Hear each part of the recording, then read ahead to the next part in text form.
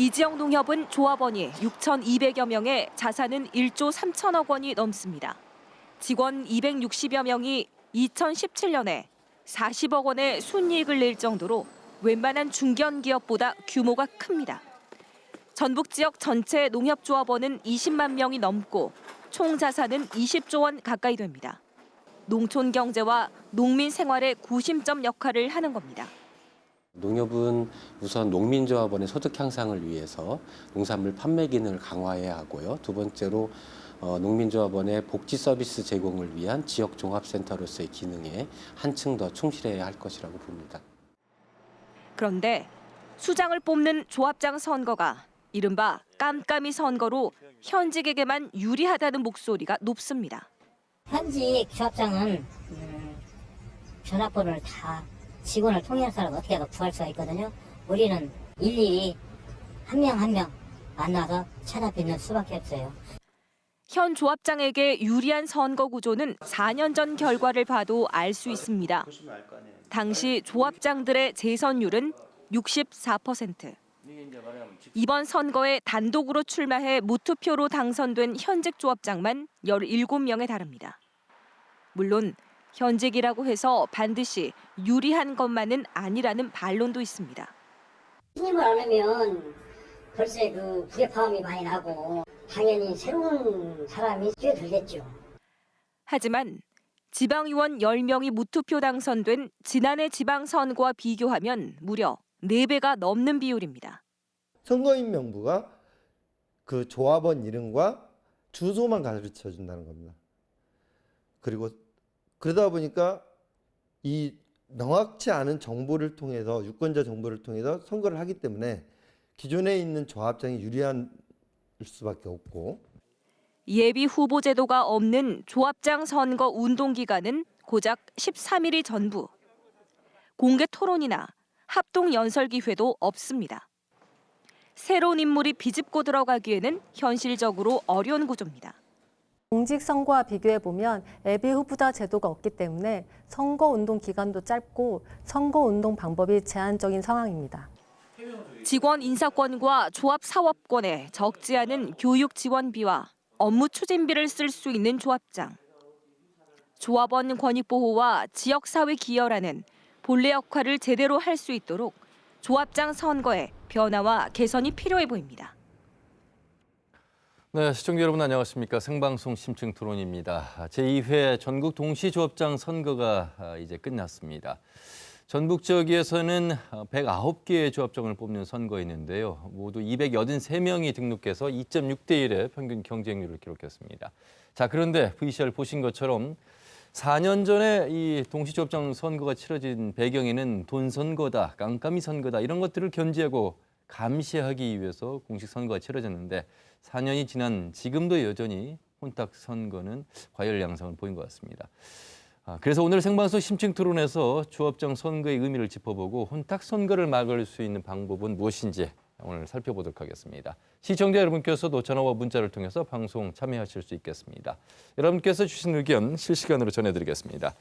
오늘 패널 4분 모셨는데요. 먼저 전북농업인단체연합 회장이 되신 박흥식 회장님 어서 오십시오. 네, 반갑습니다. 네, 정읍산림조합장의 김민영 조합장님 어서 오십시오. 네, 반갑습니다. 그리고 전라북도 선거관리위원회 이강욱 홍보과장님 반갑습니다. 네, 안녕하십니까. 네, 전북대학교 농경제유통학부의 송춘우 교수님 어서 오십시오. 반갑습니다. 예. 자, 아무래도 선관위에서 이 투표가 끝난 오늘까지 상당히 많은 수고를 해주셨는데 돈 선거다, 깜깜이 선거다 이런 이야기를 하기 전에요. 전라북도에 109개 조합장 선거가 치러졌고 무투표 당선자 19명을 빼고 90곳이 치러졌습니다. 그 상황부터 좀 정리를 한번 더 해주시면 좋겠습니다. 네, 그 치열한 13일간의 선거운동이 끝나고 금일 도내 191개 투표소에서 통합선거인명부에 의해 동시에 투표가 개시되었고 유권자의 81.2%라는 많은 조합원이 투표에 참여하였습니다. 현재는 15개 개표소에서 개표가 마무리되어 무투표 당선자 19명을 포함하여 109개 조합의 당선자가 확정됐습니다. 선거관리 전문기관으로서 우리 선거관리위원회에서는 이번에 두 번째로 치러지는 전국 동시조합장 선거가 그 어느 때보다 깨끗한 선거로 뿌리내릴 수 있도록 최선을 다하였습니다. 네. 2005년에 이제 선관위로 위탁이 돼서 4년 전에 첫 동시조합장 선거를 치렀고 이제 두 번째를 치렀습니다.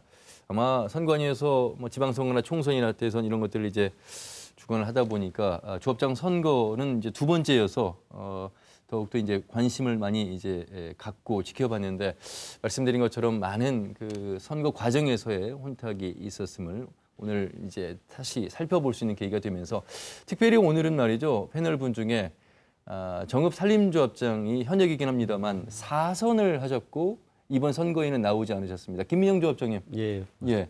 그래서일까요? 정읍 산림조합이 서순창 농협하고 7분이 지금 후보로 나와서 경쟁이 치열했습니다. 예.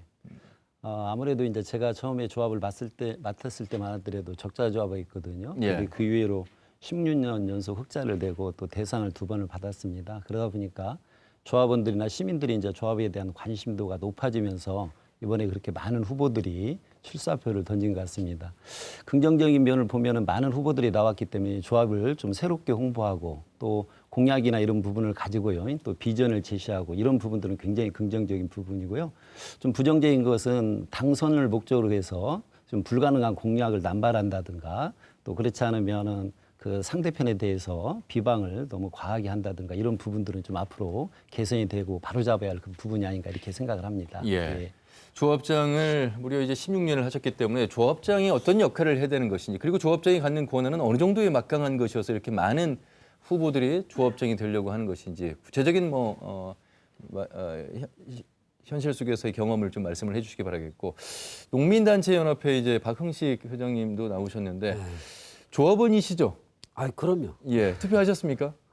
아침 일찍 했습니다. 예, 투표율이 상당히 높게 나오거든요. 일단 우리 농민들 기본적으로 이 선거에 대해서는 굉장히 적극적입니다. 예. 아마 저도 아침에 이제 한 9시 정도 아침 여유 있게 좀 간다고 했는데도 쭉 계속적으로 사람들이 오는 것은 그만큼 이제 관심도가 있는 만큼 투표는 참여해야 된다. 기본적 인식은 있습니다. 조합이 이뻐서 하는 것보다요. 투표를 해야 되는 의무감이 더 크지 않는가 생각이 좀 듭니다. 예. 조합이 조합원들을 위해서 있는 곳이기 때문에 조합장을 뽑는 그런 마음으로 하신 것 이렇게 말씀을 하실 줄 알았는데 어쨌든 그 관계 속에서의 뭔가 애매모호함이 좀 숨어 있는 듯해서 일단 지금 그 60대 이상이 한 80% 조합원 수 보면요. 네네. 그 다음에 이제 50대 밑에가 한 20%. 그러면 이제 고령화 됐다는 것은 농사 규모가 적고 농협에 대한 관심이 많이 떨어진다는 얘기입니다. 그리고 내가 농사 지은 거에 대해서 지금까지 농협에서 제대로 팔아본 적이 없습니다. 나락 빼놓거나 쌀 말거나. 그래서 이제 자기들 스스로 자가 처리하는 것들이 습관화돼서 농협에서 설마 해주겠어? 공약은 있습니다. 근데 문제는 지금 올해도 공약을 보니까 생산한 농산물 팔아주겠습니다. 이렇게 합니다. 그래서 저는 이 자리를 빌어서 지금 현재 많은 그 조합 후보들이, 조합장 후보님들이 나오셨는데 정말 좋은 공약들이 참 많습니다. 문제는 이 공약에 대해서 당선된 사람이 떨어진 사람 것을 무시하는 게 아니라 그 사람들의 공약에 진짜 우리 농협에 맞는 공약이라면 그것도 도용하고 그래서 본인의 어떤 주관적 판단을 했던 공약이 이제 조합원과 대원들, 조합원과 소통하고 직원과도 소통을 해서 정말 우리 조합이 현실은 어떻고 그 다음에 지금 농민들이 고령화에 우리가 어떤 역할을 해줄 것인가 그리고 젊은이들이 바라는 것들은 무엇인가를 정확히 봤으면 좋겠다. 그래서 실제 농민들의 이 어려움들이 조합장이 보도만 안고 그리고 그 열정과 추진력을 가지고 했을 때 이런 부분들의 어떤 성과가 같은 성과가 나야지 조합장 혼자 잘해서 성과는 의미가 없습니다. 조합원들과 직원이 그리고 조합장과 그다음에 지방자치가 삼위일체가 됐을 때 그 성과물들은 각자가 가져가는 거고 또한 희망을 만들어갈 수 있는 거기 때문에 저는 그런 부분들에 이번 당선된 부분들은 꼭 먼저 시작하는 마음이 지금의 초심 마음이 앞으로 4년 이후까지 쭉 진행되면서 함께 소통하면서 그리고 많은 사람들의 의견을 들어서 그걸 어떤 사업으로 입안하는 것들이 지금 중요한 시기가 아닌가 싶습니다. 그렇군요. 183만 명대 전라북도 인구 중에 조합원 유권자는 20만 명대. 오늘 방청객 오신 분들께 조합원이신 분 계시냐고 그랬더니 한 분이 계셨는데 그만큼 조합장 선거에 비조합원인 분들은 뭐 관심이 없는 그런 선거가 되겠습니다만 그렇지 않습니다. 농협이나 축협이나 산림조합이 비조합원들, 일반인들을 위해서 하고 있는 신용사업이라든지 경제사업도 다 연관성이 있어서 송춘우 교수님 그런 면에서 좀 관심을 좀 더 불러일으킬 수 있는 그런 배경이 돼야 되는데 여러 가지 그 한계가 있어요. 후보자들마저도 또 조합원마저도 후보를 잘 모르고 조합원들을 잘 만날 수 없는 그런 한계도 좀 있습니다. 예, 그렇습니다. 이번 선거에 대해서 비판적인 시각에서는 깜깜이 선거라는 비판이 있었는데요. 선거 제도가 꼭 문제되는 것은 아닌 것 같습니다. 평상시에 조합원들이 조합에 대해서 얼마나 관심을 갖고 사업에 참여하느냐 하는 것이 더 중요한 부분이고요. 예. 이렇게 농협 같은 협동조합을 만든 이유는 이 농업 개별 개인 경영체는 시장에 대응하는 데 한계가 있습니다. 예. 지역 단위로 조직화하지 않으면 항상 시장에서 경제적 약자에 놓일 수밖에 없거든요. 그래서 이 농협의 목적이 조합원들의 경제적, 사회적, 문화적 지위를 향상시키는 데 직접적인 도움이 되는 것이 협동조합입니다. 지방선거나 국회의원 선거도 중요하지만 조합원 개인의 입장에서 보면 내 삶에 직접적 영향을 안 미칠 수도 있습니다. 네. 그렇지만 조합장 선거는 내 삶을 바로 윤택하게 만들 수 있는 가장 척병입니다. 그런 측면에서 이번 선거가 갖는 의미가 굉장히 크다고 생각이 될 수가 있습니다. 예. 무려 이 109개의 조합에서 유용할 수 있는 돈이 20조 원이 넘는 예산이라고 하니까 막강한 그 예산이 다 이 도민들에게 연관이 있다고 봐야 되겠고요. 시간을 좀 효율적으로 쓰기 위해서 왜 그러면 조합장 선거가 이렇게 깜깜이 선거고 돈 선거로 전락될 수밖에 없는 현실인가를 살펴보면서 그리고 조합장의 그 권한과 역할은 무엇인가 그리고 앞으로 바람직한 그 조합의 방향은 무엇인가 이렇게 한 3가지 정도로 압축해서 진행을 해야 될 것 같습니다. 좀 그 엑기스만 이렇게 좀 요약해서 압축해서 좀 시청자분들께 좀 전해주셨으면 좋겠습니다. 선관위에서 보시기에도 깜깜이 선거다, 이렇게 돈 선거다 이런 사례들이 지금 적발이 됐을 텐데 나온 이번 2회 동시 조합장 선거 관련해서 좀 말씀해 주신다면요. 여기 이번 신고 제보에 대한 포상금 제도하고 금품을 받은 사람에게도 이제 뭔가 과태료를 부과하는 제도에 대한 그 인식이 굉장히 좀 확대된 덕분에 신고 제보가 많이 있었습니다. 그렇지만은 그 어떤 우리 선관위나 사법당국의 어떤 단속 활동에 의해서 전체적으로는 좀 평온한 선거가 아니었나 그렇게 생각을 하고 있습니다. 예. 다만 이제 그 조합장 선거를 이제 자치조직인 조합 스스로 하지 못하고 지금 외부 기관에다 이렇게 맡겨서 하고 있지 않습니까? 예. 가장 큰 원인은 금품 제공 등 그 낡은 선거의 관행을 좀 근절시키기 위해서 그렇게 유탁을 지금 받아서 하고 있는 건데 이번에도 그렇게 완전히 근절됐다고 자신 있게 말씀드리지 못하는 상황인 것 같습니다. 예. 저번 그 1회 동시 조합장 선거 때와 비교해서 보면은 저희들 선거관리위원회에서 한 조치 건수가 1회 때는 69건이었는데 예. 이번에 이제 29건으로 굉장히 조치 건수는 많이 줄었습니다. 하지만 금품 제공의 건으로 고발 한 건만 보면은 1회 때 7건에서 이번에 현재까지 10건으로 이렇게 늘었습니다. 예. 이것만 봐도 아직 돈 선거의 관행이 여전히 남아 있다는 것가 좀 안타깝습니다. 예. 이게 제가 방송에서 이런 말씀을 드릴 수 있는 것인지 오당 사락이라고 아니, 하지 마셔. 복잡한 얘기는 하지 마시고. 근데 지금, 이거 예. 지금 보면 금방 우리 얘기했는데 제가 어제 인터넷으로 기사를 보니까 사실 금품 선거 관련해서 부정 선거로 나왔던 게 51명입니다. 그 중에 40명이 금품 선거예요. 이제 저희들 이 조합장 선거에 관한 그 위반 행위는 선거 관련해서도 이제 고발하고 있지만은 사실 이제 그런 모든 그 위법 행위는 또 검찰에서 하는 것이기 때문에 지금 그 말씀하신 그 통계에는 아마 경찰에서 한 것과 같이 포함한 것을 지금 말씀하신 것 같습니다. 알겠습니다. 말씀하시죠. 그래서 이제 이야기하는 건데 저는 이제 이 지난해 선거를 보면서 나타났던 것은 불법 선거 할 수밖에 없는 구조다. 그래서 선거법 개정에서 많은 국회의원들이 입법 활동을 했습니다. 최근에 나왔던 이제 김영건 의원 같은 경우에는 몇 가지 의견을 내가지고 나왔는데 아직까지도 법에 계류 중에 있고 통과가 안 됐습니다. 이번 선거를 보면서 조합원의 입장으로 선거를 봤을 때 저희 같은 경우는 지금 2명이 후보인데도 불구하고 한 분 같은 경우 전 조합장이고 한 분은 새로운 사람이에요. 근데 새로운 사람은 누군지를 몰라요. 마을 분들이 물어보는 거예요. 2명 나왔다는데 거기 누구예요? 물어봅니다. 이거 지금 현재 선거를 며칠 안 남겼는데 누구여 물어본다고 한다면 그럼 어떻게 선거를 하라는 거냐.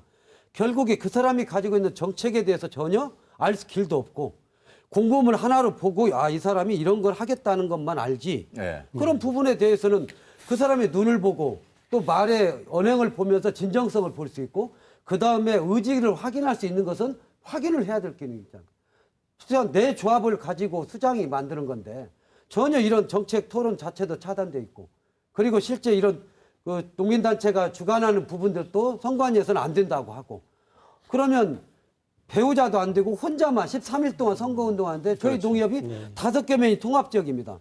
5개 명이 통합지역이면 마을 회관만 돌아도 13일이면 다 못 돌아요. 그런데 무슨 선거를 하라는 거냐. 저는 정말 이해가 안 간다. 이것은 저는 국회에서 우리 농민들 너무 무시하는 거다. 어떤 있어도 조합장 선거는 지역의 협동조합과 근간입니다. 예. 이 농업의 근간에 대해서 올바른 조합장을 선출할 때만이 그나마라도 어떤 희망을 가지고 함께 도모하면서 우리 내가 생산한 농산물을 어떻게 팔 것인가가 논의할 수 있는 공간인데 이건 조합장 하나 선거하는데도 이렇게 자기 생각도 펼치지 못하고 공유할 수 있는 시간들이 만들어지지 않는 것은 저는 이것은 엄연히 바뀌어야 된다. 예. 그런 부분이 지금 답답합니다. 선거제도가 문제는 있긴 한데요. 자, 그 선거제도 이야기를 좀 뒤에서 들어가야 될 것 같은데 사회주의 진행반을 막는 패널은 제가 처음 보는 것 같습니다. 굉장히 뭐 좋은 모습인데 5당 사락이라는 말이 있습니다. 그러니까 5억을 쓰면 당선이 되는데 4억 쓰면 떨어진다. 그러니까 이게 돈 선거가 아직도 남아 있고 선관위 집계하고 뭐 검찰 경찰 집계는 좀 다를 수 있으나 여전히 그 깜깜이 선거, 혼탁 선거, 이 금품 선거가 있는 것만은 사실이어서 사실 오늘 이제 투표가 끝났습니다만 앞으로의 어떤 그 내부 고발이라든지 신고가 있을지도 모르는데 산림조합장을 4선이나 하셨습니다. 물론 처음 시작하실 때는 위탁 선거가 아니었습니다만 이런 그 현실이 이렇게 될 수 없는 부분이 요인이 있다라고 지금 박형식 회장님께서 말씀하셨는데요. 지금 이제 선거를 그렇게 많이 표현을 하더만요. 박스 선거다. 그러면 뭐 이렇게 틀 안에 가둬놓고 하는 같은 이런 느낌을 받는 그런 선거다. 조합원 수가 확실히 숫자가 그렇죠. 나오기 때문에. 그러잖아요. 대중적으로 이렇게 뭐라고 할까 유권자를 하는 선거가 아니고 조합원들만 투표권을 갖는 그런 선거제도이지 않습니까? 그러기 위해서는 조합장 후보에 대해서 조합원들이 정확히 진단을 하고 그분이 어떤 정책과 어떤 공약을 가지고 어떤 비전을 가지고 조합장이 출마했는지를 알아야 하는데 이걸 알 수 있는 방법이 없는 것 같아요. 가장 문제가요. 그래서 이걸 알 수 있도록 토론이라든가 또 그렇지 않으면 연설 같은 걸 할 수 있는 기회를 분명히 줘야 할 것 같고요. 두 번째는 이제 접촉 자체가 차단이 되는 것 같아요. 호 방문도 안 되지. 농가를 방문하는 것도 안 되지. 뭐 농촌에서 현장에서 일하는 곳 방문하는 것까지도 지금 규제가 돼 있거든요. 그래서 접촉할 수 있는 서로 대면할 수 있는 기회가 없다. 이런 부분들도 좀 해결돼야 할 부분인 것 같고요. 또한 선거 사무실이라든지 선거원도 둘 수가 없거든요. 지금요. 그래서 이런 부분이 안 되다 보니까 본인이 갖고 있는 생각들을 후보자 입장에서도 본인 아니면 선거운동을 못하니까요. 홍보를 할 수가 없습니다. 그리고 방금 전에도 말씀해 주셨지만 또 한 가지 문제가 가족, 그러니까 배우자도 선거운동을 못하게끔 돼 있어요. 물론 이런 의견도 있더라고요. 이것은 조합장을 뽑는 것이지 기타 가족의 후보의 의견을 듣는 것이 아니기 때문에 후보의 의견이 중요하다도 있지만은 얼마든지 제3자도 그 조합장의 생각을 홍보하고 같이 논의를 할 수는 있거든요. 그래서 이런 부분들이 너무 차단이 돼 있기 때문에 박스 선거다 이런 얘기가 나오지 않나 이렇게 생각을 하고요. 그게 동기가 되기 때문에 조합장이 당선되려면 어떤 일정 부분의 조직을 가동해서 뭐 이렇게 금품을 살포한다든가 또 그렇지 않으면 제3의 어떤 도움을 받아서 조합장이 당선되는 것을 생각하게끔 되는 겁니다. 조합을 앞으로 맡아서 어떻게 경영을 해야 할 것인가, 어떤 방법으로 조합의 비전을 가지고 노력을 해야 할 것인가 이렇게 연구하는 것보다는 표심을 내가 어떻게 달 것인가, 이분들한테 내가 어떻게 해서 몇 표를 해가지고라도 조합장이 당선이 돼야 할 것인가 이렇게 생각을 하는 문제점이 지금 발생이 되는 것 같습니다. 아니 그렇다 치더라도 선거운동 기간이 아무리 짧고 운동 제한이 돼 있다 하더라도 꼭 돈 선거로 이렇게 치러져야 되는 것인가? 이 부분은 상관성은 없다고 봐야 될 텐데. 제가 그 협동조합론을 지금 한 25년 이상 가르치고 있기 때문에 농협 선거에 대해서는 지속적으로 이렇게 관심을 가져왔는데요. 과거에 비해서는 굉장히 투명해진 것 같습니다. 제가 김제관 내에서 2000년대 초반부터 그 농협에서 사회이사를 했었고요. 현재도 익산 원해농협에서 사회이사를 하고 있는데요. 최근에 조합원님들을 만나보면 이런 말씀들 하십니다. 과거 조합장 선거 때는 밥 먹자는 사람들이 참 많았었는데 이번 조합장 선거 때는 밥 먹자는 사람이 없어가지고 평상시보다도 더 지역에 있는 식당이 장사가 안 됐다고 그럽니다. 그만큼 깨끗해진 부분이 분명히 있습니다. 밥 이외에 다른 방법이 다른 방법이 있을 수는 있지만요. 훨씬 깨끗해졌고요. 제가 왜냐하면 잘 아시는 분들한테 뭔가 뭐 왔다 갔다 한 게 있지 않습니까? 그러니까 지금은 50대 부분이 있는데 누가 그걸 합니까? 그런데 일부 지역에서 있다는 평가도 있습니다만은 굉장히 깨끗해졌습니다. 그런 측면에서는 어떻게 보면 선관위 관리하면서 제2차 그 동시선거에 의해서 그 조합원들의 의식도 굉장히 많이 제고되어진 것 같습니다. 이런 측면에서는 굉장히 큰 희망이라고 볼 수가 있습니다. 선거에 있어서 실제 불법이라든가 금품 선거였던 게 조합장 선거부터 시작한 겁니다. 실은. 이게 직선제가 1983년도 전단 정권 때 저희들이 직선제 요구하는 서명운동 하면서 의장님, 과거에 대통령 선거 때부터 공신 선거가 있었고 조합장 선거는 실제적으로 투표 시작한 지 얼마 안 됐습니다. 우리 역사적으로 지역에서 나타나는 선거 중에 금품 선거가 이런 부분에서 먹혔던 부분들이 이게 지금 지방자치 선거까지 연관돼 있습니다. 그런 이미 조직 구성이 돼 있고 그래서 당이 개입돼 있습니다. 조합장 선거는 꼭 당이 개입돼 있습니다. 그래서 그 선거 책들이 활용해서 실제 선거운동을 보이지 않게 하는 겁니다. 이제 앞서 지금 우리 교수님께서 얘기했듯이 식당에서 밥 먹어서 너무 눈에 띕니다. 이제는. 그리고 지역이다 보니까 대충 느낌이 압니다. 그래서 선거 고발할까 봐 밥 한 번을 못 먹습니다. 그러면 음성적으로 한다는 겁니다. 문제는. 그러면 내가 만약에 조합장 선거를 나가려고 합니다. 우리가 5개면 지역입니다. 그러면 5개 지역을 내가 어떻게 합니까? 그러면 최소한 사전 선거 운동을 할 수밖에 없겠다. 지금의 상태라면. 저 같은 경우 돈 쓰고 조합장 선거를 나갈 일 없습니다. 저 같은 경우는. 근데 내가 만약에 당선을 목적으로 한다면 최소한 마을은 아니더라도 네 단위의 책임자는 하나씩 선정을 미리 하지 않냐. 근다고 맨입을 할 수 없는 거 아닙니까? 이런 부분이 결국에 내 정책을 펴낼 수 있는 공간이 마련되지 않는다면 다른 선택할 수밖에 없는 게 지금의 법 아닌가. 이런 부분에 대해서는 정확히 변화가 되어야 된다는 거죠. 협동조합은 조합원이 평상시에 사는 모습 자체가 미래의 선거운동이 될 수가 있습니다. 선거 기간에 내가 무슨 을 하겠다 하는 부분은 협동조합 정신하고 안 맞습니다. 그건 정치인들이 하는 거죠. 협동조합은 말 그대로 지역에서 어떻게 화합하고 어떻게 헌신할 것인가, 저분이 어떤 마인드를 갖고 있는가 하는 부분에 대해서 평상시의 삶에서 나타나는 부분이라고 평가할 수 있습니다. 알겠습니다. 우리가 오늘 사선의 조합장을 모시고 너무 직접적으로 이렇게 쉽게 말씀을 하신 것 같은데 꼭 그렇지 않은 조합장 후보들 또 제대로 하고 있는 조합장들도 많이 있는 게 현실이죠. 그러면요, 어떻게 보면 그 협동조합이 지금 지역 사회에 끼치는 영향은 제가 생각할 때는 굉장히 크다고 생각을 합니다. 특히 이제 금융 쪽에 있어서도요. 물론 조합원도 이용을 하지만 시민들이나 국민들 이리 함께 이용하는 그런 금융 업무를 하고 있고요. 또 경제 사업 쪽에 있어서도 물론 조합원들이 생산한 것들을 전부 다 가공하고 그걸 유통을 전부 다 해줘야 하는데 그러지 못하는 부분도 있지만은 그래도 지역 경제에 있어서 활력소가 되는 부분들이 분명히 있습니다. 특히 산림조합 같은 경우는 1962년도에 태동을 해가지고 올해로서 57년이었거든요. 근데 세계에서 가장 지금 산림 녹화에 성공한 나라가 우리나라예요. 그 중추적인 역할을 했거든요. 나무를 심고 가꾸고 또 거기에 대해서 어떻게 보면 지금 임산물을 또 유통까지 또 임업인들의 소득 향상까지 위해서 노력을 하고 있거든요. 또 공익적인 부분도 크고요. 협동조합이 처음에 만들어졌을 때는 사실은요. 밑에서 조합원들이 필요해서 만들어진 게 아니고 국가에서 필요해서 만들어진 그런 부분들이 있습니다. 근데 지금은 조합원들이나 임업인들 또 농업인들 또 수산업들 조합원들의 복지나 또 지위 향상, 경제적인 지위 향상을 위해서 이제 노력하고 있는 부분이 있는데 그런 부분에 있어서의 협동조합의 기능은 상당히 크다고 생각을 합니다. 근데 아까 말씀해 주신 대로 앞으로도 좀 협동조합으로서 기능을 제대로 하려면은 교육이라든가 금융 이런 부분도 중요하지만은 경제 사업에 있어서의 조합원들을 대변할 수 있고 또 복지라든가 소득 향상을 위해서 노력할 수 있는 조합으로 한 단계 더 성숙해야 되지 않나 이렇게 생각을 합니다. 그 돈 선거, 깜깜이 선거 얘기를 좀 더 하려고 했는데 자연스럽게 김민영 사선 경력의 조합장께서 협동조합이 어떤 역할을 해야 되는가, 어떤 방향으로 나아가야 되는가, 또 어떤 사업을 중점적으로 하고 있는가 말씀하신 경제산업과 신용사업, 교육사업인데 대부분의 지금 조합들은 이제 신용사업에 집중돼 있습니다. 그 이야기를 한번 하면서 조합이 나가야 될 방향이 과연 조합원들을 위해서 그런 사업만이 대부분을 차지하고 있는 게 맞는 방향인가 이런 이야기를 좀 들어봐야 될 것 같은데 의장님 먼저 말씀하시겠습니까? 일단 굉장히 중요한 얘기인데요. 이제 지금의 상황 여기 지금 우리 청취자분들 계시지만 이제 밥 먹는 문화가 바뀌었습니다. 그 이야기는 농협이 바뀌어야 된다는 얘기가 전제됩니다.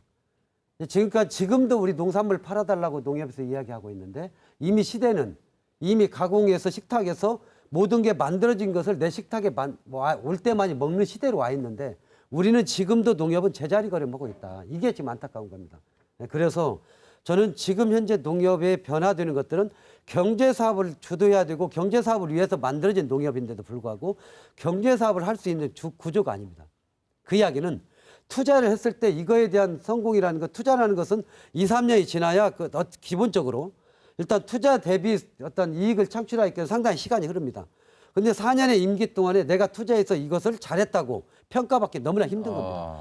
그래서 경제사업 부분에 투자하고 싶어도 한계가 있습니다. 그래서 저는 이게 RPC가 통합이 되고 생산자가 연합이 되고 지방자치가 함께 들었을 때 가공식품으로 발전이 됐을 때 소득이 창출되는 겁니다.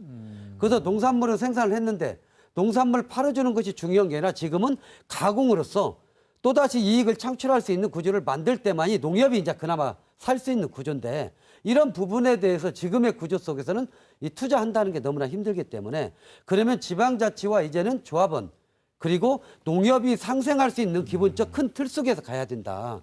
그렇지 않으면 지금 물론 이번 그 청와대 농특위에서 협동조합 연합회를 이번에 어떻게든지 이걸 주제화해서 연합회를 만들겠다는 게 굉장히 중요한 얘기입니다. 그러면 풍목별 연합회가 만들어졌을 때는 기본적으로 지금은 어떤 유통이라는 것들이 거의 대기업 중심으로 그리고 어떤 대기업의 유통 구조로 이미 다 생산 구조가 판매 구조가 갔기 때문에 실제 농협에서 판매하는 것은 한계가 있습니다. 그럼 여기에 경쟁하는 게 이제 농협이어야 되는데 단일 농협에서는 경쟁이 안 됩니다.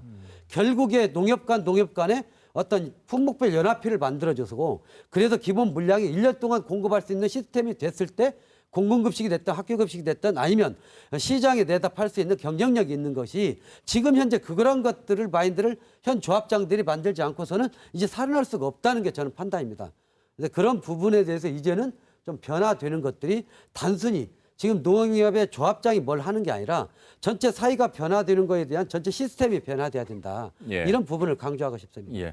오늘 지금 이 TV 시청을 283분이 조합장 후보에 나오셨는데 물론 당선이 되신 분도 계시고 이제 낙선이 되신 분들도 계시겠습니다만 오늘 패널 분들께서 하신 말씀을 좀 잘 들어주시면 좋겠다 이런 생각을 해보면서요. 경제사업, 신용사업, 교육사업인데 조금 이걸 풀어서 송출에게 좀 설명을 해드리고 그래야 도대체 이 경제사업은 어떤 거고 신용은 어떤 건지 그래서 교육까지도 좀 풀어주시고 그런 사업들은 어떻게 하고 있는지를 김민영 조합장님 통해서 말씀을 좀 들어보겠습니다. 협동조합이라는 것은 가장 기본적으로 특히 이제 지금 이번 선거를 치르는 협동조합은요. 교육지원사업, 경제사업, 금융사업이 세 가지 가장 핵심입니다. 근데 이 경제사업이나 신용사업이 활성화되려면 가장 중요한 게 교육입니다. 근데 지금도 모든 농협들은 교육을 하고 있거든요. 근데 교육의 내용이 들어가서 보면 품목을 영농교육에 대한 교육을 많이 하고 있는데 협동조합 일반에 대한 교육을 좀 소홀히 하는 경향이 있습니다. 그 우리 의장님도 말씀하셨지만 지금은 시장이 완전히 변했거든요. 개별 조합 단위로 대응하기는 한계가 있습니다. 아까 우리 그 전주농협이 소개가 됐는데 전주농협이 전라도에서 자산 규모가 가장 많습니다. 1조 3천억이요? 예. 그다음에 조합원 6,200명 정도 되는데요. 우리나라 전체 조합원의 조합들의 평균은 1,900명 정도밖에 안 됩니다. 그다음에 전주농협이 아까 영업이익이 40억 정도 된다는데요. 일본 같은 경우는 평균 조합원이 6,500명에 약 50억 정도 흑자를 냅니다. 이번은 규모화가 되지 않으면 협동조합끼리 연합이라는 게 한계가 있습니다. 왜냐하면 협동조합끼리 연합을 하면 지금 조합 공동사법인 같은 거 하고 있지만 일부 조합원들은 수수료가 2배로 든다는 그런 비판도 있습니다. 그래서 앞으로 이번에 당선된 조합장님들께서는 우리 지역의 조합의 발전을 위해서는 통합이라는 부분도 적극적으로 좀 고려를 해주시고 고민을 하셔야 됩니다. 그다음에 최근에 보면 무주군이 농산물 안전기금을 100억을 조성을 했습니다. 근데 이 안전기금을 어디서 쓰냐면 무주 관내에는 농협이 2군데가 있는데요. 경제사업을 열심히 하다 보면 시장에 대응할 수가 없습니다. 왜냐하면 군 단위로 하나로 통합된 농협도 실제로 시장 가서 대형마트하고 경쟁할 수가 없습니다. 그럼 열심히 하면 할수록 적자가 날 수 있는데요. 그 적자 나는 부분에 대해서는 무주군이 보전해 주는 부분입니다. 근데 이 부분은 농협법 9조에 지방자치단체나 정부는 농협의 경제 사업에 대해서 적극적으로 지원하거나 융기할 수 있게끔 해야 된다고 법이 명시가 되어 있습니다. 예. 그래서 이런 행정하고 농협을 어떻게 연결을 하면서 적극적으로 고민해야 될 것이 하는 것에 대해서 고민을 하다 보면 교육사업을 열심히 하다 보면 경제사업이 활성화가 되어지고요. 경제사업이 활성화되면 조합원들의 소득이 높아집니다. 그러면 그 높아진 소득을 다시 자기 조합원에다 예금을 하고 그다음에 또 경제사업 열심히 하기 위해서는 또 대출을 받고 이 부분이 선순환 구조가 되어집니다. 그래서 협동조합은 교육으로 시작해가지고 교육을 통해서만 발전할 수가 있습니다. 예. 그래서 가장 중심이 되는 것이 교육 사업을 통해서 경제 사업을 활성화시켜야 되고 지금 금융 사업은 굉장히 이게 어렵습니다. 네네. 특히 농촌 지역에서는 대출을 해줄 여력이 있어도 대출을 받아갈 농가들이 없습니다. 그렇죠. 근데 이러한 부분 쪽은 경제 사업을 활성화시키면 새로운 시설이 들어가야 되고요. 네. 새로운 자금이 필요한 부분이 있기 때문에 이게 선순환 구조로 갈 수가 있습니다. 굉장히 중요한 말씀을 해주셨습니다. 신용과 경제 교육 중에 교육이 가장 중요하다는 말씀. 하지만 그 가운데에서도 역시 이제 경제 사업을 통해서 조합원들의 이익을 좀 더 책임질 수 있는 그런 조합장의 역할. 아마 그런 면에서 정읍산림조합은 작년인가요? 산지 임산물 유통센터를 만드셨어요? 예, 예. 거의 뭐 전국에서 최초 아닐까 예. 싶습니다. 예, 지금까지 이제 유통의 개념을 하면은요, 아까 말씀하신 대로 이제 수익 위주였던 것 같아요. 그러니까 조합원들은 예를 들어서 농산물이나 임산물을 생산을 하면 노콜푸드나 이런 것들을 통해서 고객들이 이렇게 이용할 수 있도록 그래서 중간에 수수료 정도는 주고 유통의 어떤 장을 만들어 줬거든요. 근데 제가 이제 조합장을 하면서 항상 느꼈던 건 뭐냐면은 임산물이나 농산물의 유통도 중요하지만 또 그 안에 문화가 포함되어 있는 건 더욱더 중요한 것 같아요. 그래서 임업인들이나 농업인들도 조합원들이 그곳에 오면은 물건을 판매도 하지만 쉴 수 있는 숲카페가 정읍산림조합에는 있고요. 또 지금의 이제 미세먼지나 이런 부분 때문에 화초류에 대한 관심들이 굉장히 많지 않습니까? 아파트나 이런 데에 대해서요. 그래서 유리온실이 있어가지고요. 거기서 힐링도 하면서 차도 한 잔 마실 수 있는 또 희망정원이 있습니다. 또 요새는 예전에는 다르게 이제 나무 같은 것도 키우려면은 나무를 심어주면 자연적으로 크는 게 아니라 그걸 관리를 하고 또 전지도 해주고 이런 게 필요하거든요. 그래서 그것들을 전체적으로 이렇게 기자재가 있는 뭐랄까요? 임산물 이렇게 유통을 할 수도 있지만은 또 그런 기자재 판매장이 있습니다. 여기에 우리가 아까 교수님께서도 말씀해 주셨지만 교육이 굉장히 중요합니다. 그래서 교육도 이루어질 수 있고 지도 사업도 이루어질 수 있고 또 체험도 할 수 있고 그러니까 임업인들이나 또 조합원이면 그곳에서 모든 서비스를 금융까지 서비스를 받을 수 있는 원스톱으로 서비스를 받을 수 있는 그런 문화 공간을 만들었거든요. 그래서 용진농협 같은 경우는 보면 노콜푸드 1번지라고 할 수 있습니다. 근데 거기에서만도 한 3번 이상 지금 견학을 다녀갔습니다. 왜 그러냐면 노콜푸드가 갖고 있는 어떤 한계점이 있었거든요. 이런 부분들을 보완한다는 큰 의미가 좀 있었던 것 같아요. 그리고 노콜하면 우리가 생각하는 것이 이제 식품만을 생각하잖아요. 그런데 산림조합에 가보면 정읍산림조합에 와보시면은 화초류라든가 뭐 도자기라든가 이런 그 노콜의 개념을 좀 확대를 좀 시켰습니다. 그래서 우리가 생활 속에서 그걸 느낄 수도 있고 또 유통도 되고 또 와서 힐링도 하면서 함께 그 뭐라고 할까 이렇게 대화도 하고 또 어떤 문화를 만들어갈 수 있는 그런 공간이 만들어져서 농협 같은 데서도 많이 견학을 지금 오고 있습니다. 이런 부분들이 아마 협동조합이 해야 할 기능 중에 하나가 아닌가 이렇게 생각을 합니다. 자, 이렇게 이제 들으신 것처럼 조합이 쓸 수 있는 예산과 해야 될 사업들이 많은데 이걸 이끌 조합장은 어떠한 정책과 공약을 가지고 후보에 나섰을까? 그런데 말이죠. 이강욱 과장님, 이런 후보자의 신상 정보 정도만 알 수 있는 한계점이랄까요? 정말 이 후보자가 어떤 길을 걸어왔는지 더 많은 경력을 알 수 있는 방법 이런 부분들이 좀 많이 좀 결여되어 있는 부분들을 이야기들 많이 하시거든요. 약간 말씀드린 이제 공직선거하고 비교하면은 선거운동 방법이 굉장히 제한적인 것은 사실입니다. 이제 특히 이제 뭐 후보자 본인만 선거운동을 할 수 있다는 그 특징이 있고요. 그다음 저기 그 일반 동시선거 공직선거 같은 경우는 저희들의 모든 저기 유권 국민들이 다 그 투표권이 있는 보통 선거인데 이런 조합 선거 같은 경우는 이제 조합원들만 이렇게 투표를 할 수 있는 제한 선거가 아닙니까? 그러니까 이러한 특징을 반영하는 어떤 선거운동 방법이 좀 이렇게 좀 돼야 되는데 그런 것이 좀 많이 부족하지 않나 그런 생각을 합니다. 특히 이제 그 공직선거 같은 경우는 이제 또 유권자가 후보자를 검증할 수 있는 그러한 제도가 많이 좀 마련돼 있습니다. 그런데 이번 우리 조합선거에서는 어떤 후보자에 대한 어떤 정보 공개 그런 제도가 없기 때문에 후보자를 그 객관적으로 판단할 수 있는 정보가 많이 없지 않나 싶습니다. 특히 이제 뭐 어떤 전과 기록 같은 거, 후보자의 전과 기록이라든지 뭐 재산 상황 또는 이제 학력 같은 거 이런 것들이 이제 공직선거는 지금 저기 법적으로 이렇게 반드시 그 공개하도록 강조되어 네, 네. 있는 것이 있습니다. 예. 예. 뭐 공직선거하고 좀 다르긴 합니다만 그래도 조합원인 유권자들에게 후보자가 금품을 줘서도 안 되고 또 받아서도 안 되고 분명히 이런 부분들은 이제 처벌 대상이고 과태료가 많게는 이제 50배까지 정해져 있고 그렇죠. 조금 더 신고 포상금 제도가 있어서 이런 부분들이 좀 더 홍보가 더 된다면 상당히 신고 포상금이 액수가 많던데요. 예, 예.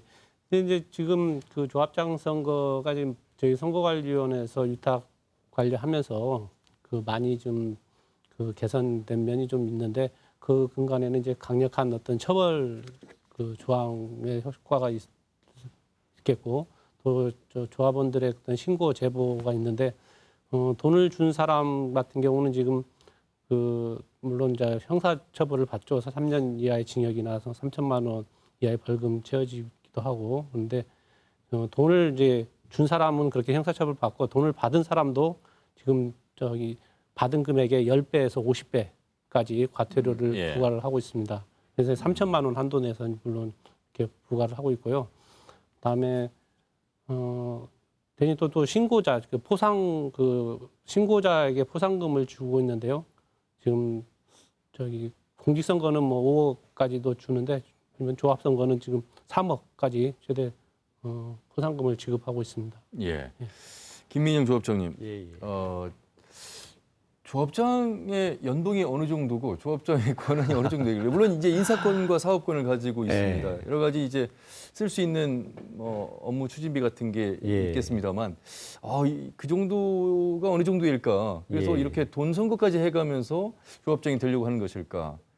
뭐 물론 김민영 조합장은 예외이겠습니다. 제가 이제 그런 얘기를 많이 들었던 것 같아요. 조합장 자리가 얼마나 좋으면 아까 얘기한 대로 뭐 5억을 쓰네, 7억을 쓰네 이렇게 해서라도 당선만 되면 본전을 빼지 않냐 이런 얘기가 있는 것 같은데 그건 좀 와전돼 있고 잘못된 의견인 것 같습니다. 물론 조합장 연봉은 총회에서 결정을 하기 때문에 조합마다 차등이 있습니다. 그런데 그 언론에 뭐 이 얘기 나오는 대로 억대 전후되는 연봉들을 받는 경우가 많이 있는 것 같습니다. 그리고 인사권이 있고요. 또 아까 말씀한 대로 이제 경제 사업이라든가 이런 데 있어서의 결정권이 있고 그러니까 조합장을 자신은 잘 뽑아야 돼요. 그래야 경제 사업을 어떤 부분을 이끌 것인가 이런 부분이 있습니다.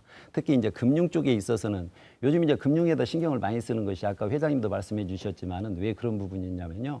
협동조합을 운영하는 데 있어서 조합장이 어떤 역할을 해서 조합을 직원들과 함께 조합원들을 위해서 역할을 하느냐 이게 평점이 높아야 하는데 연말에 가서 결산총회에서 결산이 얼마나 났냐 그리고 배당이 얼마나 이루어졌냐 이게 어떻게 보면 자치 기준이 되다 보니까 경제사업보다는 자꾸 금융 쪽이 치우치는 부분이 있습니다. 이것도 한 가지 좀 짚어드리고 싶고요. 또 그리고 이제 아까 그 교육 부분이 있지 않습니까? 이런 정업산림조합에서도 아까 원스톱으로 서비스를 받을 수 있도록 해서 복지 부분도 신경을 썼다는 말씀을 드렸는데 이런 복지에 또 조합장이 좀 관여를 해서 조합원들의 복지에 신경을 쓸 수 있습니다. 이런 권한들이 있다 보니까 조합장이 권한도 있고 또 연봉도 세고 역할도 잘하면 지역에서 어떤 그 위치에 있는 그런 그 뭐라고 할까요? 그 역할을 할 수 있다는 이런 것들 때문에 조합장에 대한 관심들이 굉장히 많은 것 같습니다. 근데 이제 조합장으로서 제가 한 말씀 여기서 꼭 부탁드리고 싶은 것은요. 정말 조합장은 우리 조합원들의 눈높이에 맞게 조합원들의 문화적, 사회적, 경제적 지위 향상을 위해서 직원들과 한마음이 돼서 노력을 하고 그분들의 소득 향상을 위해서 노력하는 분이 조합장이 될 수 있도록 해야지 정말 아까 처음에 말씀드렸던 대로 그런 부분이 좋아가지고 조합장이 된다면은 첫째는 조합원들한테도 책임이 있는 것 같아요. 그런 조합장은 절대 뽑아서는 안 될 것 같습니다. 그래서 조합장 그 지역의 경제적으로도 도움이 돼야지만은 조합원들과 정말 한 마음이 돼서 소통을 하면서요. 조합장이 역할을 제대로 하면은 아마 그 지역이 새로운 빛과 소금과 같은 그런 협동조합의 역할을 하지 않을까 이렇게 생각을 합니다. 조합장 관련해서 뭐 여러 가지 기사들이 많은데 행정은 자치단체장, 경제는 조합장 이런 얘기까지 나올 정도인데 의장님 아마 김미영 조합장님께서 말씀하신 제대로 된 조합장을 뽑아야만 준비되어 있는 조합장 그리고 앞으로 그 방향이 어떻게 가야 되는지에 대한 조합장을 뽑아야만 되는데 심지어 어떤 조합에서는 그 산림조합의 한 경우였는데 그 산을 쪼개서 조합원을 동원하는 그런 일들도 있었고요. 뭐 여러 가지 조합원을 그렇게 만들어서 조합장이 되려고 하는 그런 움직임 이런 뭐 바람직하지 못한 방향들도 있어서 좀 같은 조합원으로서 아쉬움이 좀 많을 것 같습니다. 예. 조합장 관련해서 말씀 좀 듣고 있는데 제가 그 부분은 조금 예. 왜냐하면 이제 지금 그 사회적인 문제가 되는데요. 산림조합 계통에 있는 조합원 가입에 있어서 문제점이기 때문에 제가 좀 설명을 해드리겠습니다. 지금 이건 제도적인 정관에 좀 문제가 있는데요. 예를 들어서 산을 3,000평짜리가 있으면 지금 우리나라 제도는 산주라는 게 한 평만 있어도 산주가 돼요. 그래서 500명, 1,000명도 분할 등기를 하지 않고 그냥 연명으로 해서 지금 등기부에 등재가 되게끔 돼 있거든요. 네. 이 부분들을 이용하다 보면 조합원 자격이 일단 되지 않습니까? 이 자격을 이용해서 조합원을 가입하는데 조합원을 가입해서 조합원으로서 역할을 하는 것보다는 예를 들어서 선거 때만 이용이 된다든가 이런 편법이 지금 동원되고 있기 때문에 문제가 되는 것 같습니다. 이것은 제도적인 보완이 꼭 필요한 사항인 것 같습니다. 지적하고 싶었는데 예, 송철우 교수님. 일반 농협 같은 경우는 300평의 그 토지만 경작을 한다든가 가지고 있으면 조합원이 될 수가 있습니다. 네. 소 같은 경우는 2마리만 키우면 되고요. 지금 개 같은 경우는 20마리만 키우면 조합원이 될 수가 있습니다. 그렇습니까? 그래서 물론 그분들도 우리 법적으로 농업인들로 인정하기 때문에 그런 부분인데요. 예. 그분들이 가입 이후에 조합 사업을 얼마나 활용할 수 있는가 하는 부분이 평가에 들어가야 됩니다. 예. 그러면 기능하신 분들은 내가 앞으로 1년 동안 이렇게 이용하겠다는 계획서를 내면 그 부분을 대처할 수도 있거든요. 그래서 조합원의 자격을 농협법에서 강화시켜야 됩니다. 강화시키고 가입된 이후에 그런 부분들을 엄격하게 관리할 수 있게끔 최소한도 2년마다 조합원 실태조사를 전수조사를 그렇죠. 해가지고 네. 하는 제도의 개선 같은 게 필요한 부분이라고 볼 수가 있습니다. 예.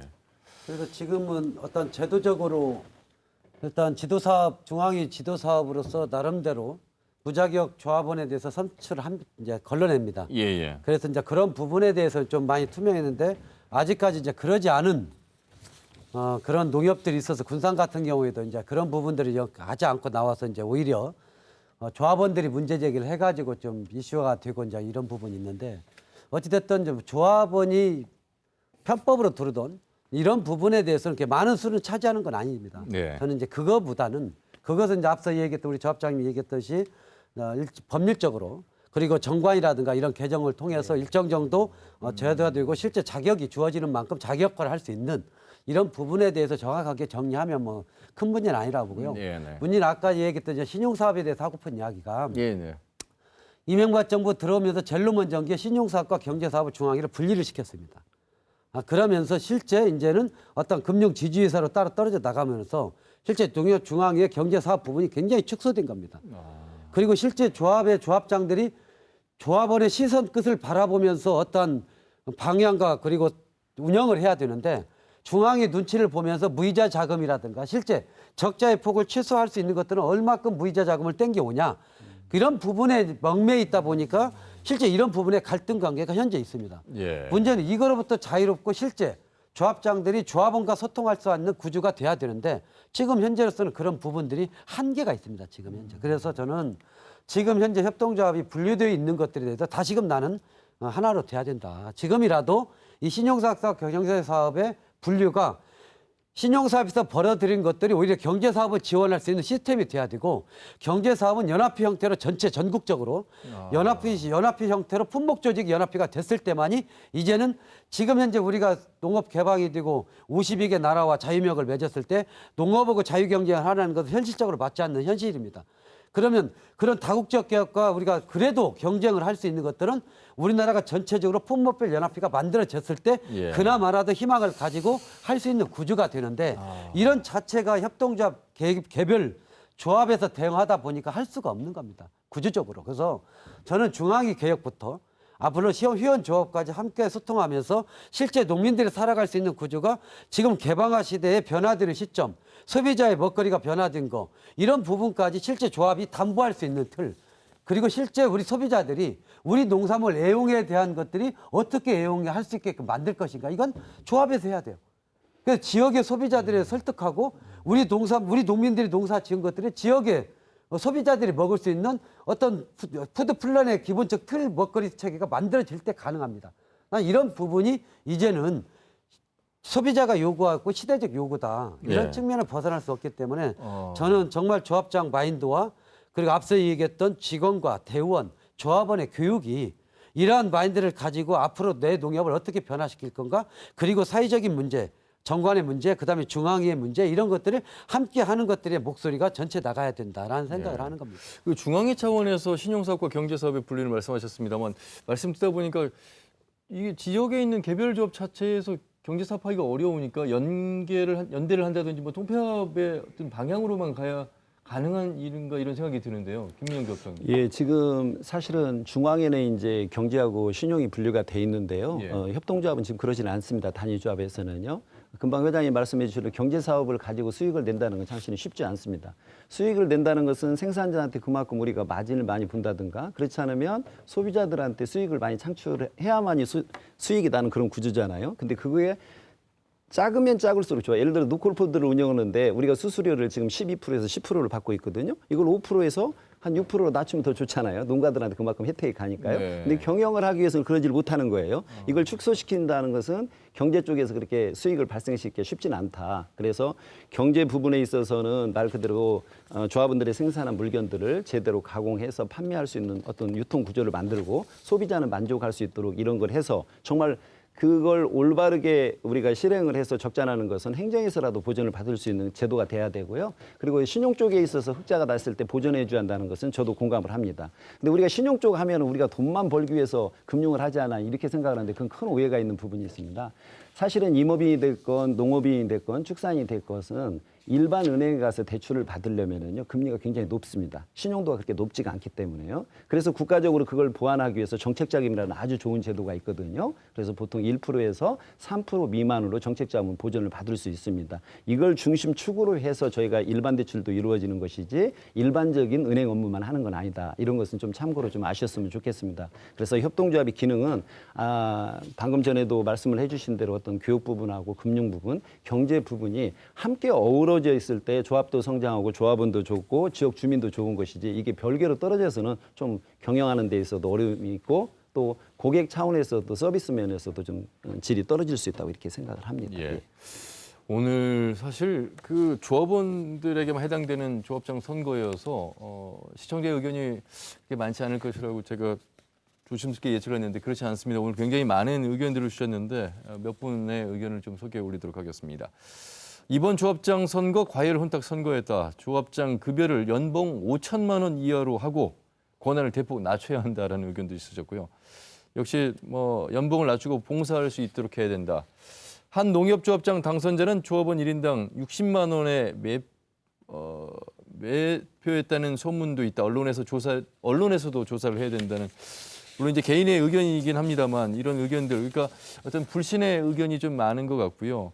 조합장 선거에 실질적으로 전문적인 사람이 출마해야 깜깜이 선거가 되지 않을 것이다라는 말씀 계속해서 주셨고 조합장의 행정적 권한이 어디까지인지도 궁금하다. 많은 의견들을 주셨습니다.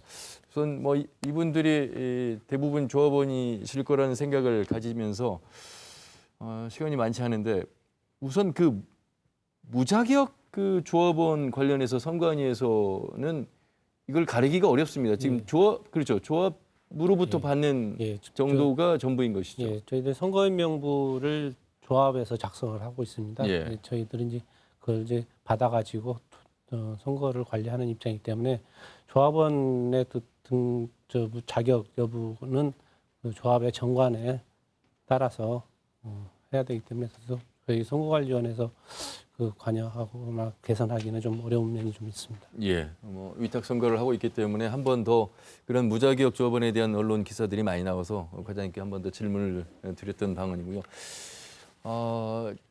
마지막은 그 개선 방안을 그 각자 입장에서 좀 말씀을 해주셨으면 좋겠습니다. 이 조합장의 권한과 역할, 조합의 방향, 하고 있는 일 이런 부분들을 살펴봤고 하지만 아직도 개선해야 될 것들이 많아서 송춘희 교수님 먼저 시작하시죠. 먼저 이번 조합장 선거에 애정을 가지고 참여해 주신 조합원님들께 부탁드리고 있습니다.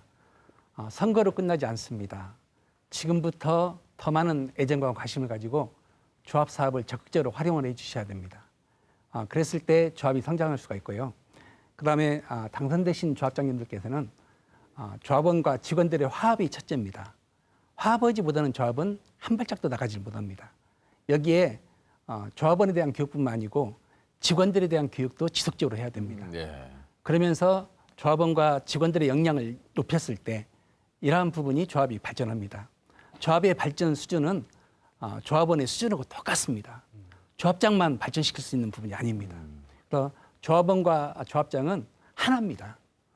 당선되신 분이 조합원이고 그다음에 조합원들이 도와주실 때 그냥 조합원들의 삶의 질도 향상될 수가 있습니다.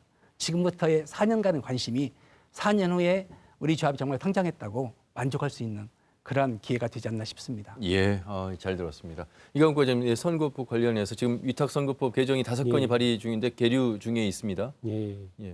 저희들 이제 그 선거라는 것이 이제 대표자를 이제 민주적으로 선출하고 대표로서의 정당성을 부여하는 것이 가장 핵심적인 기능이긴 하지만은 그 선거의 과정도 중요하다고 생각합니다. 그래서 선거의 과정을 통해서 조합의 정책이나 사업의 방향, 수익의 배분 방법 이런 것들이 조합원들과 조합원 구성원들과 소통하고 합의하고 이렇게 의견들을 통합하고 강화하는 기능이 이런 필요하고 이러한 기능을 강화할 수 있는 선거 운동 방법도 도입이 돼야 된다고 생각을 합니다. 대표적으로 이제 공개 토론회라든지 후보자 초청 대담회 같은 것들이 도입이 되면은 그러한 선거 과정의 어떤 그 조합의 발전을 위한 어떤 그런 그 토론이 활성화될 거라고 생각을 합니다. 하지만 이제 이렇게 선거운동 방법을 무한정 늘리는 것은 또한 그 재력에 의한 어떤 불공정도 발생할 수 있고 또 현직과